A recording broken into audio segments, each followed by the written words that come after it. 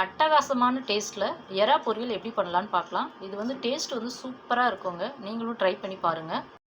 Hi friends, welcome to D3 channel. இன்றைக்கி எறா பொரியல் சூப்பரான டேஸ்ட்டில் எப்படி பண்ணலான்னு பார்க்கலாம். அதுக்காக வந்து நான் எறா வந்து நல்லா க்ளீன் பண்ணியிருக்கேங்க. எறா வந்து க்ளீன் பண்ணும்போது நல்லா வந்து ஒரு 5 டைம்ஸ் வந்து நல்லா வாஷ் பண்ணிடுங்க. அதே மாதிரி எறாவில் வந்து ஒரு கருப்பு கலரில் மை மாதிரி இருக்குங்க. அதை எடுத்துட்டிங்கன்னா தான் வந்து எறா வந்து டேஸ்ட்டாக இருக்கும். ஸோ கழுவும் போது வந்து அதையும் பார்த்து வந்து ரிமூவ் பண்ணிவிடுங்க. இப்போ வந்து நல்லா வாஷ் பண்ண எறாவோட நான் என்ன ஆட் பண்ணியிருக்கேன்னா, கொஞ்சம் உப்பு, வீட்டில் அரைச்ச குழம்பு மிளகாத்தூள் கொஞ்சம், அப்புறம் வந்து மஞ்சப்பொடி கொஞ்சம், இதெல்லாம் போட்டு விரவி வச்சுருக்கேங்க. இது ஒரு வந்து 15 மினிட்ஸ் முன்னாடியே நான் வந்து விரவி வச்சது தான் நம்ம பார்க்குறது. நெக்ஸ்ட்டு வந்து என்ன எடுத்துருக்கோன்னா, ஆனியன் வந்து இது வந்து பொரியல் கொஞ்சம் ஆனியன் நிறையா போட்டால் நல்லாயிருக்குங்கிறதுக்காக கொஞ்சம் ஆனியன் வந்து கொஞ்சம் அதிகமாக எடுத்திருக்கேங்க. ஒரு 4 ஆனியன், சின்ன ஆனியனாக இருக்கிறதுனால வந்து ஒரு 4 ஆனியன் வந்து நான் கட் பண்ணி வச்சுருக்கேங்க. தக்காளி வந்து ஒரு தக்காளி எடுத்து அதை ஸ்லைஸ் பண்ணி வச்சுருக்கேன். அதோட இஞ்சி பூண்டு பேஸ்ட் வந்து பெரிய ஸ்பூனுக்கு 1 ஸ்பூன் எடுத்திருக்கேங்க. இஞ்சி பூண்டு பேஸ்ட்டு வந்து நிறையா போட்டால் கொஞ்சம் நல்லா இருக்குங்கிறதுக்காக ஒரு ஸ்பூன் எடுத்திருக்கேன். நெக்ஸ்ட்டு வந்து தாளிக்கிறதுக்கு கொஞ்சம் வந்து கொத்தமல்லி தலையும் கொஞ்சம் கருவேப்பிலையும் எடுத்திருக்கேங்க. வாங்க தாளிக்கலாம். இப்போ இந்த எறா பொரியல் பண்ணுறதுக்கு ஒரு கடாயில் எண்ணெய் ஊற்றிருக்கேங்க. எண்ணெய் காயட்டும். காஞ்சோன்னே சோம்பு போடலாம். சோம்பு பொரியட்டும்.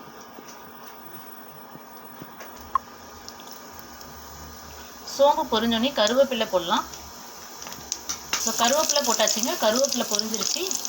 நெக்ஸ்ட்டு வந்துருக்கு ஒரு பச்சை மிளகாய் எடுத்து அதை வந்து கட் பண்ணி வச்சுருக்கேங்க. அதை போட்டுடலாம். அப்புறம் வந்து கட் பண்ணி வச்சுருக்க வெங்காயத்தை வந்து போட்டுடலாங்க. வெங்காயம் நல்லா வதங்கட்டும். ஆனியன் வந்து நல்லா வதங்கிருச்சு. நெக்ஸ்ட்டு வந்து நம்ம எடுத்து வச்சுருக்க கொத்தமல்லி தலையை கட் பண்ணி போடலாங்க. கொத்தமல்லி தழை இப்படி பண்ணும்போது அது வந்து அதோடய ஃப்ளேவர் வந்து நல்லா ரிச்சாக இருக்குங்க. ஸோ அதனால் வந்து கொத்தமல்லி தழை போட்டால் நல்லாயிருக்கும். நெக்ஸ்ட்டு எடுத்து வச்சுருக்க இஞ்சி பூண்டு பேஸ்ட்டு போடலாம். இஞ்சி பூண்டு பேஸ்ட் வந்து கொஞ்சம் அதிகமாக போடுங்க. அப்போனால டேஸ்ட்டு வந்து சூப்பராக இருக்குங்க.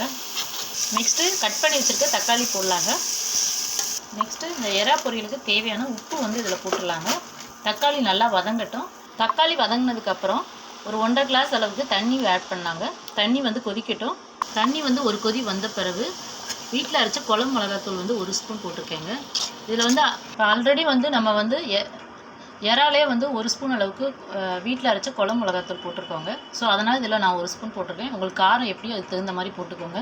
மிளகாத்தூள் போட்டு ஒரு கொதி வந்த பிறகு நம்ம ஆல்ரெடி வந்து விரவி வச்சுருக்க வந்து உள்ளே போட்டுடலாங்க. இப்போ இதில் வந்து என்ன போட்டிருக்கேன்னா, மிளகாத்தூள், உப்பு, மஞ்சப்பொடி 3 போட்டு விரவி வச்சுருக்குதுங்க. இப்போ எறா வந்து நல்லா வெந்து வரட்டுங்க. அதுக்கும் கரெக்டாக இருக்கும். இப்போ நம்ம ஊற்றின தண்ணியெல்லாம் நல்லா வற்றிடுச்சிங்க. வற்றி எறாவும் வந்து நல்லா குக் ஆகிடுச்சு. வந்து எண்ணெய் ஊற்றலாம். எண்ணெய் ஊற்றி நல்லா செவக்கட்டும்.